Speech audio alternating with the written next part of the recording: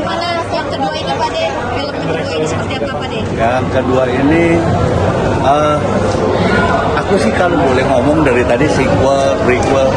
Ini bukan prequel, bukan sequel. Ini the other side of, menurut aku. Jadi ada cerita yang nggak terceritakan yang di pertama. Dan justru menurut aku ini kemudian menjadi penting untuk bisa menjelaskan kenapa yang dulu seperti itu, gitu. Ya, kira-kira gitu. Ada kesulitan kan di yang kedua ini Pak De? Kenapa? Kesulitan Ada pengembangan karakter lainnya gitu, pengembangan cerita yang mungkin Sebetulnya iya pengembangan mungkin ya lebih tepat dibilang pengembangan bahwa ini gimana ya cara terangin underlining menggarisbawahi cerita-cerita yang lalu gitu. Jadi sedikit aja ya, misalnya kok bisa ada Ika padahal keadaan si bapaknya Ika yang seperti itu gitu kan, Down syndrome seperti itu kayak gitu. Kok bisa ada Ika, kok ada perempuan yang mau dengan dia seperti itu. Nah, ini hal-hal kayak gitu yang dibuka dikit-dikit kayak gitu sampai jadi sebetulnya bukan sequel, bukan prequel, tapi lebih kepada the other side of gitu. Jadi cerita lain di balik ini semua kayak gitu.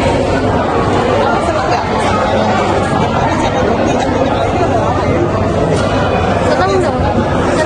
Tapi cara buat aku inget-ingetnya lagi tuh, aku nggak ada nonton filmnya lagi, aku nggak ada buka skrip yang lama, tapi aku coba pendekatan lagi sama omongnya, maksudnya bangun chemistry lagi. Kalau misalkan sama omongnya udah pasti aku jadi Ika.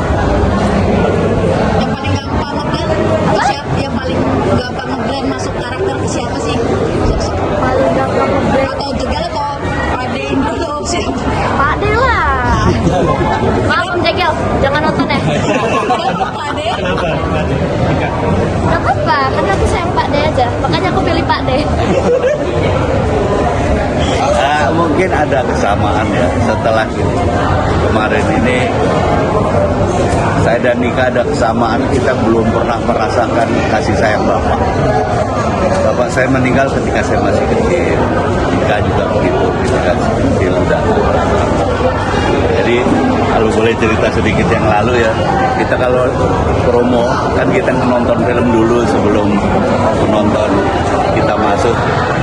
Saya sama Ika gitu dulu lupa nangis sendiri berdua. Ada gitu reviewnya setelah terus melihat hasil filmnya. Seneng sih, soalnya kalau untuk yang ini karena aku agak ragu juga, aku takut gitu. Jadi setelah aku melihat ternyata oke, bagus. Tapi Karena dia kan semakin dewasa ya. Waktu itu kan masih umur 6 tahun, baru mau 7 tahun bahkan. Dia main sesuai dengan arahan. Kalau sekarang kan dia udah mulai, kemarin karakternya begini, dia udah mulai ada rasa di situ. Itu berhasil nggak dia? Menurut saya keren banget. Ketika dia udah merasa seperti itu, keren banget. Ceritanya soal apa sih? Sharing soal acting,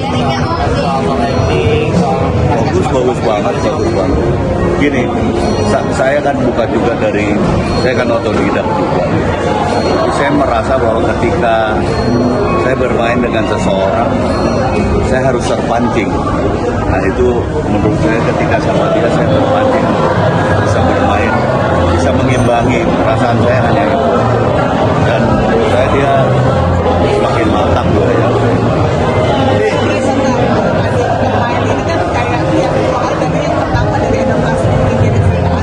Ya, banyak hal yang ya kita semua sama-sama berpikir. Satu yang pertama kan udah kita remix, berhasil baik lagi, bahkan dinyatakan sama yang dulu dibilang ini the best dari 10 penampilan dari semua remix dari 10 negara, the best kita yang ke-7. Nah, apalagi sekarang terus kita buat sendiri, beban ininya lebih besar lah. Tapi alhamdulillah itu yang seperti tadi saya bilang bahwa ketika film ini sebuah kerja kolektif dan itu tercapai banget. Makanya tadi saya bilang setiap mau adegan kita ngumpul. Misalnya adegan saya sama Ika, misalnya kita ngumpul sama sutradara. Ini gimana? Kita mau bikin kayak gini. Oke, baru latihan. Habis itu baru di take kayak gitu. Jadi memang lebih lebih hati-hati ya, lebih bertanggung jawab banget kita buatnya sih. Karena ya memang ada beban yang udah kita nge-remix, yang pertama sukses banget. Yang lain tuh kayaknya nggak sampai 2 jam. Kita 2,5 jam kemarin. Dengan Miracle in Cell Number 7 2,5 jam dan dapat 5 juta penonton. Anda bayangin nggak kalau itu 1,5 jam? Karena berkurang kan, waktu tayangnya berkurang kan ketika 2,5 jam. Jadi wah, itu buat kita menjadi beban mental banget gitu. Ada deh. Tapi gini, menurut saya ini lebih menyentuh. Karena makanya tadi saya bilang ini di other side sih. Cerita lain, pandangan yang lain dari itu yang saat ini. Jadi ya karena kita membicarakan semua lebih detail,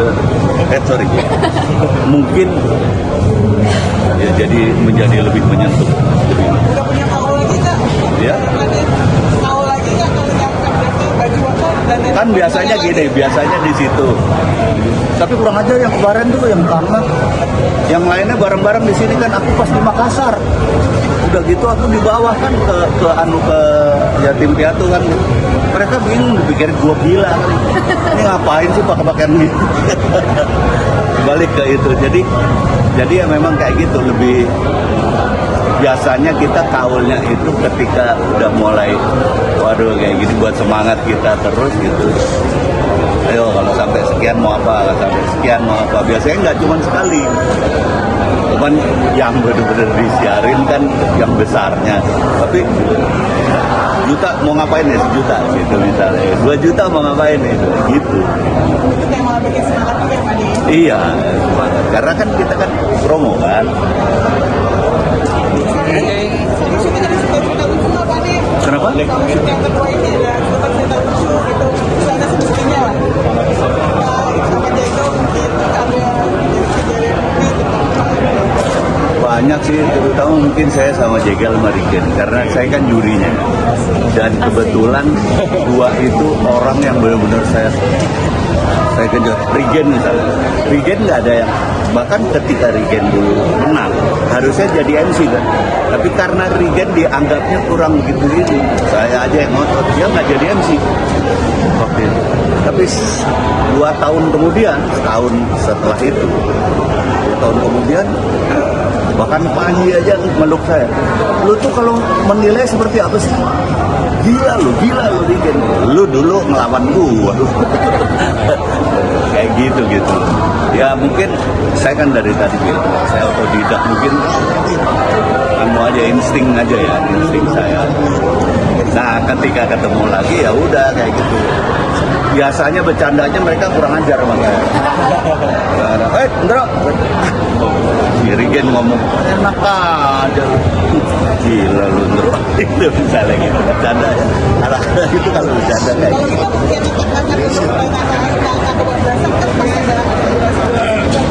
Iya. Ya makanya komedi itu kayak angin ya, berubah, mengalir. Biasanya kalau udah kayak gitu mereka lebih aktif untuk komedinya. Tapi saya yang jagain. Biasanya fungsinya kayak gitu sih. Saya yang jagain. Udah, kelar di situ aja, jangan diterusin lagi. Biasanya kayak